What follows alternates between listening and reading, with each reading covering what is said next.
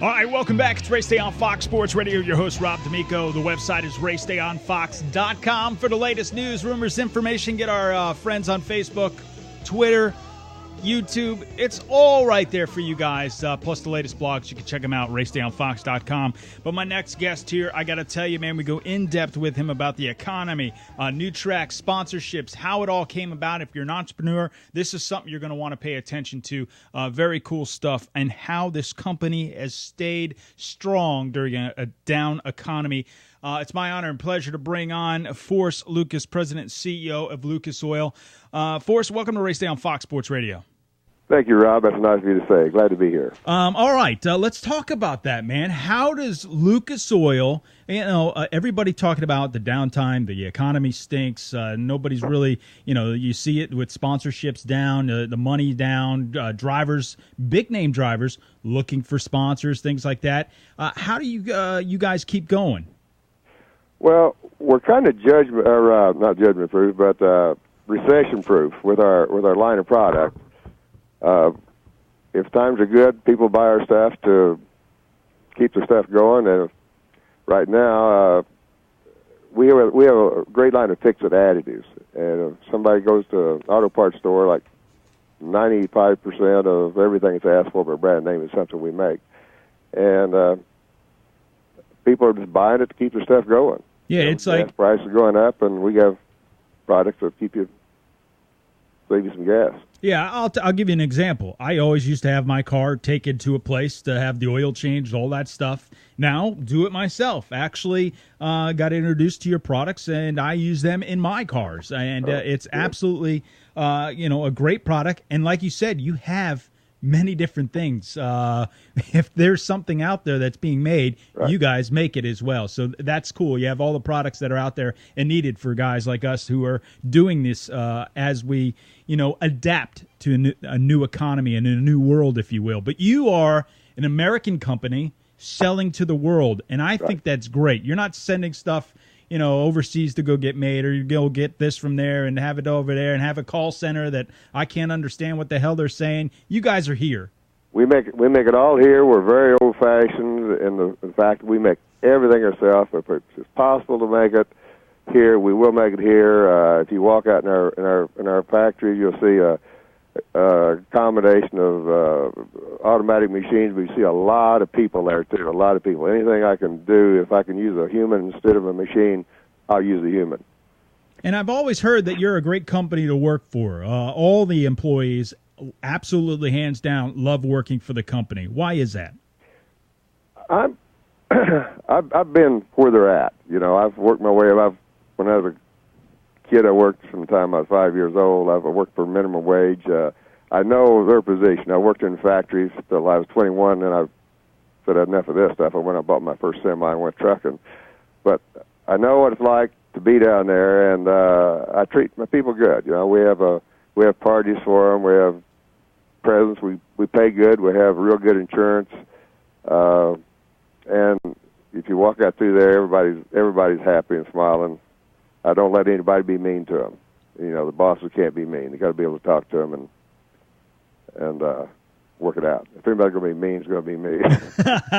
I got to lay the foot down. It's time to, it's business time. We're talking to Forrest Lucas. Hey, go back to your trucking days. You were on the road for quite a while. How'd you dream up this idea?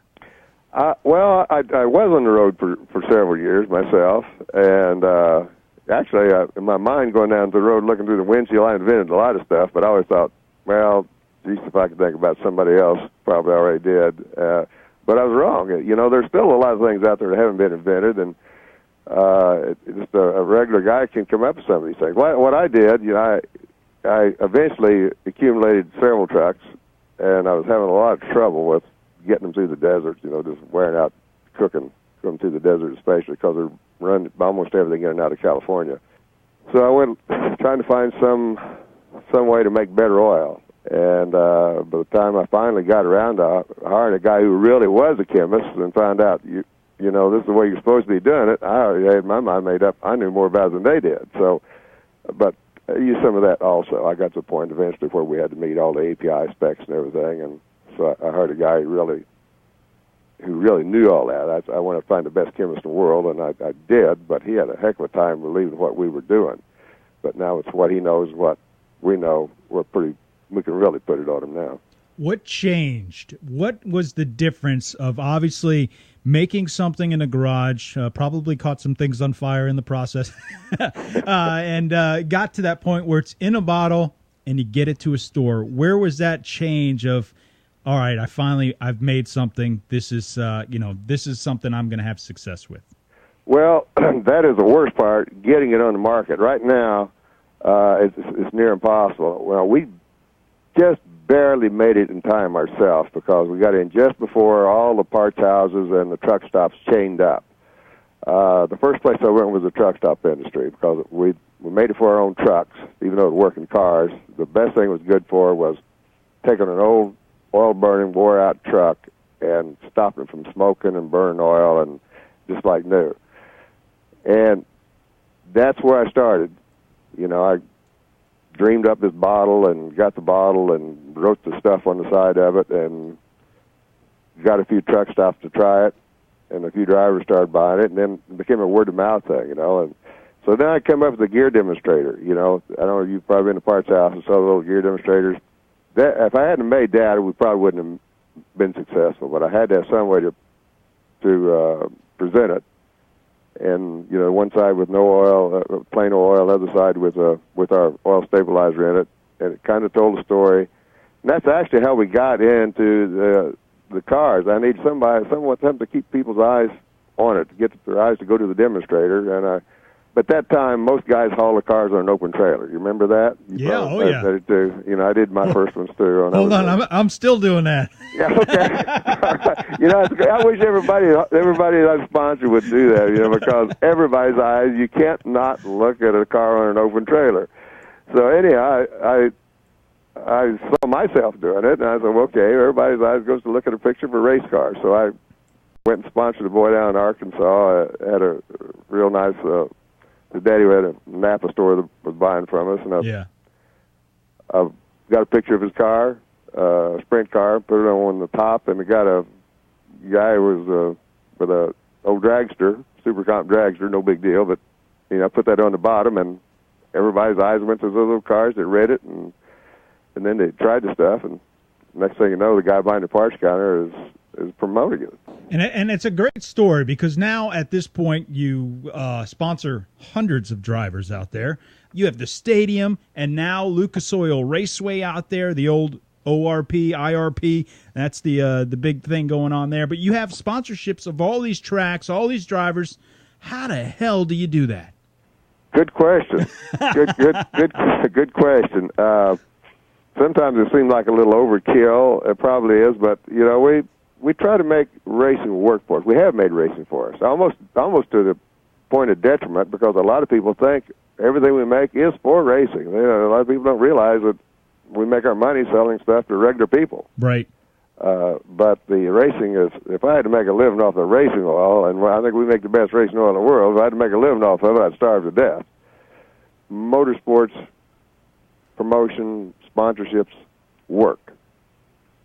And I think I'm safe in saying that millions and millions and millions of other dollars have followed us into motorsports, trying to emulate what we've done. How do you talk about selling products, and how do guys and men and women get more information on your products? How do we get more information on Lucas Oil? Well, we got one of the nicest websites in the country. You can just lucasoil.com. Go there, and there's entertainment. It shows you about the racing, and you go to all the different products. And we actually, I'll give you an 800 number.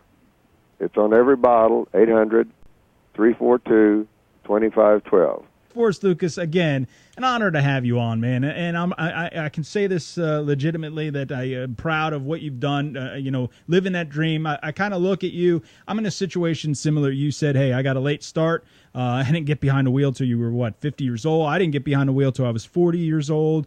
And it just late start. And I kind of look up, hey, maybe there's some hope for me out there.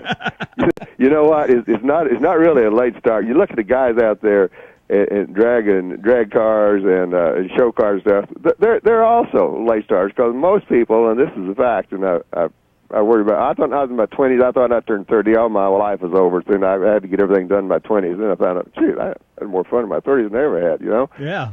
But most people really make it come to the top in the 40s and 50s. So I find most people that get rich early, they waste it. They screw it, throw it away. Yeah, too young and dumb when it comes to that stuff. And consequently, I got to start racing when I was 50. You're really early. Yeah, 40. I'm early compared to you. Yeah. Now I'm feeling good. Hey, Forrest, man, great stuff. I appreciate it again. LucasOil.com. Go to the website, the 800 number, 800-342-2512, and you'll talk to a human being, ladies and gentlemen. But Forrest Lucas, our guest on the line, President and CEO of Lucas Oil, thank you very much for joining us today. You're very welcome. Anytime. Well, thank you very much. Appreciate it. Forrest Lucas, great guy, great company there, and they're doing great things in a downtime right now. You got to look up to them and say, hey, man, they're doing it right. They're getting the job done. They're helping support jobs. When we come back, we'll do a little news and rumors. We got hour number 2 also coming up with Artie Arani, Randy Bernard, Brad Keselowski, Scott Pruitt. Busy show. Stick around. It's Race Day on Fox Sports Radio.